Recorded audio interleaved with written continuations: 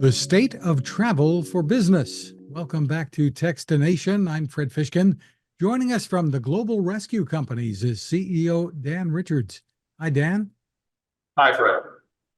Great to see you. First off, let's get a bit of background about the company Global Rescue. So we're about a 20-year-old organization that provides medical security, evacuation, crisis response, and travel risk management services around the world, really to three sets of constituents: to individuals and families, to enterprises, so organizations big and small that have travel risk exposure, and then to governments and government agencies. Describe the need that you're filling there. Why is there a need for something like this? Well, it probably goes without saying that the world, unfortunately, is not, by all accounts, becoming a kinder and gentler place. And so individuals who want to travel or families who want to travel, they basically want a plan B.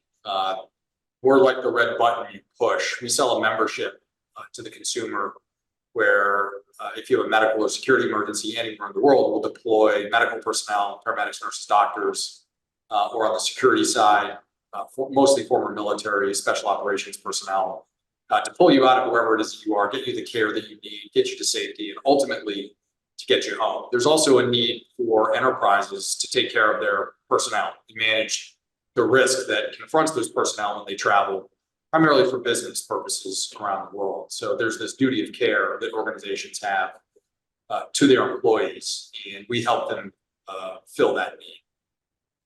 Interesting. Well, you have done a survey about travel and travel plans.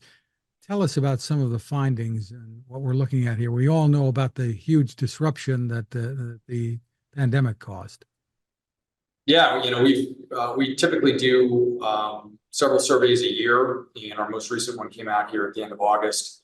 And what we've discovered is that the majority of people, in fact, the vast majority of people, expect their travel for business to be either at the same level or to increase versus the same period last year. So about 82% actually intend to travel more or the same. Of that breaks down to about a little more than a quarter, 27% actually expect the increase to happen versus about 18% who expect there to be a decrease in business-related travel. So, we've seen travel numbers ticking up, obviously, pretty aggressively since the pandemic, particularly when you look at the TSA numbers. Those numbers continue to ramp pretty substantially. But a lot of business travel has, in many sectors, yet to recover. And what we're seeing now, I think, is more sustained recovery, actually, for the business and enterprise travel segment, which is obviously great. The consumer segment continued, and the channel segments continue to be very, very strong, well eclipsing 2023 and 2022, and even 2019, which obviously was the last year before the pandemic. But business had yet to recover. We're now seeing strong growth in business as well, and we expect that to continue. At the same time, are many businesses still utilizing the technologies that they pretty much discovered, many of them during the pandemic, that allow them to hold meetings remotely, really from anywhere? Yeah, most of us obviously didn't have a choice during the pandemic. If we wanted to continue doing business and meeting with our colleagues, the only way was to use some kind of a virtual enabler for these types of meetings and conversations. And so, we were forced into it, and many of us, just as we are right now, are never going back. So we're going to continue using it. It's a force multiplier for sure, and it definitely helps reduce the wear and tear on people that used to have to travel very frequently just to get in front of, let's say, their colleagues in satellite offices. Today now, though, it's much more of a hybrid kind of environment where some meetings will be virtual, some will be in person, some will be, some kind of combination of two, where you have some of the people who are attending the meeting in person and some of them who are virtual. It really just depends. And it's great because, at least when you look at our business, we've got people stationed all over the world. We can have face-to-face meetings and pipe in people from the other side of the globe and have them be part of the meeting in more than just a voice. You can actually, provided that they're awake, given some of the time distance, challenges, have them be part of the meeting, which can be very effective.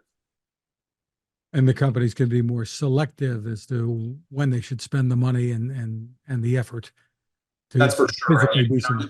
you look at travel costs today, and the travel industry has certainly not been immune to the worldwide inflation epidemic that's been happening. And so hotel costs and airline prices and rental cars, they're all more expensive today than they were, 4 years ago prior to the pandemic.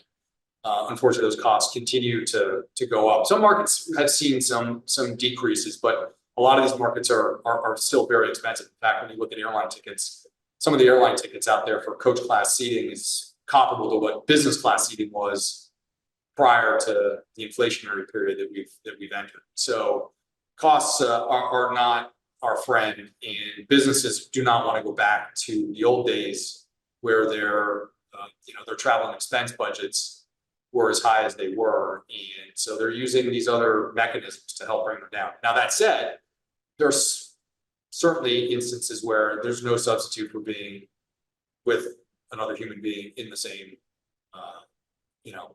conference room and meeting with them in person. So the first, they like to say the first sale you lose by not being there will be the last sale you lose by not being there, because then you're going to get on an airplane and you're going to go see the client or the prospect or whoever. So I think it's a combination of those factors that are driving our current environment. And then there's the personal travel that can get combined with business travel. So, I might want to go on this business trip because I can go somewhere else right after. That's for sure. This category that you're describing, which has emerged as a result of the pandemic and the emergence of this technology, is leisure, with a B tacked on in front of leisure. So somebody will go somewhere for a business trip and then decide, I'm going to spend another few days, a weekend, sometimes even a week or multiple weeks tacked on to the end of that business trip and stay there or travel around and do some work and some play and some leisure and some business. And so it's this blending of, the composition of these trips that really has been a big driver, actually, post-COVID in the recovery. Sometimes it's hard to disentangle what's business and what's leisure because they are so intertwined, but we're definitely seeing big growth in that segment as well. I guess because the technology can enable you to work even when you're anywhere today, basically. And are we still seeing a lot of that? I mean, during the pandemic, we heard about people who were going to far off beaches and other places and they would just park there so that they could work from there. We're definitely seeing that. And, the world technology continues to shrink, the geography of the world, and the places that we can go and still be connected continue to expand. So, today we have satellite connection capability that, far surpasses where we were 5 years ago. When you look at, just for instance, to pick on Elon Musk and Starlink. I mean, Starlink in the last 5 years has just exploded and provided connectivity from all sorts of places around the world that didn't really have significant bandwidth, before they launched that company. You're seeing the cell phone companies, you're seeing Apple and others starting to get into the satellite telephony and connectivity business. Stay tuned for that over the next few years. That is going to, I think, expand exponentially. And when you can connect, obviously, that means that you can do so from a lot of different, more remote, more far-flung places. So if you have the ability to connect, and then you have the software that can, virtually put you in a meeting room with people, it allows you to go a lot of different places and be very flexible with your work environment. Where can people go for more info and learn more about your company as well as the survey? Sure. www.globalrescue.com is our website. And you can also call us at 800-381-9754 and talk to a member server. If you're interested in membership, they're surprisingly affordable. Start at about $159, and we have the ability to enroll individuals, families, groups, or if you have a company that has employees that travel frequently, then we have the ability to help you meet your duty of care to those folks as well. I guess very often people can learn the hard way that the medical coverage they thought they had back home doesn't apply over there. Yeah, you know, there's two major components there. Obviously, there's your wallet, so the financial protection that you would need because of, you know, a medevac or a security extraction from one of these places can cost tens or even hundreds of thousands or even millions of dollars, depending on where you are and what's going on. So they do sometimes learn that the hard way, but often more important, not that money's not important, is you know, the life and limb and the survivability of these kinds of events. And that's really what we specialize in, is helping people avoid these sorts of circumstances. But if they can't avoid them and something does happen, then deploying the resources, the cavalry, if you will, to get them out of that circumstance and get them to the care that they need or a safe location, or ultimately, at the end of the day, home, which is where everybody wants to go. Terrific. Well, congratulations on the innovations there. Dan Richards, thank you so much for spending time with us. My great pleasure. Have a great day.